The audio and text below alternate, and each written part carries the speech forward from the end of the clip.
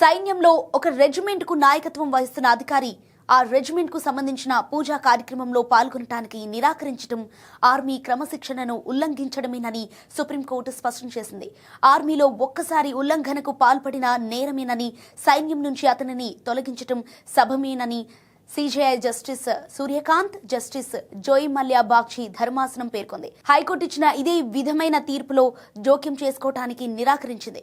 ఒక వ్యవస్థగా ఆర్మీ లౌకికమైందని, క్రమశిక్షణ విషయంలో రాజీ పడలేమని తేల్చి చెప్పింది. తన కింద ఉన్న సిబ్బంది అన్ని మతాల పూజా కార్యక్రమాల్లో పాల్గొంటున్నారు, ఆయన మాత్రం పాల్గొనబోమని చెప్పడం ద్వారా ఎలాంటి సందేశం పంపుతున్నారు? ఇది పూర్తిగా క్రమశిక్షణ రాహిత్యం. ఒకసారి ఆర్మీ యూనిఫామ్ ధరించాక వ్యక్తిగత అభిప్రాయాలు, విశ్వాసాలకు తావుండకూడదు. ఆ వ్యక్తి అత్యుత్తమంగా విధులు నిర్వర్తించే అధికారైనా సరే ఉన్నతాధికారుల ఆదేశాలను ధిక్కరించే స్వభావం ఆర్మీకి సరిపోదని మాజీ సైనికాధికారి శ్యాముల్ కమలేషన్ కేసులో సుప్రీంకోర్టు ధర్మాసనం పేర్కొంది.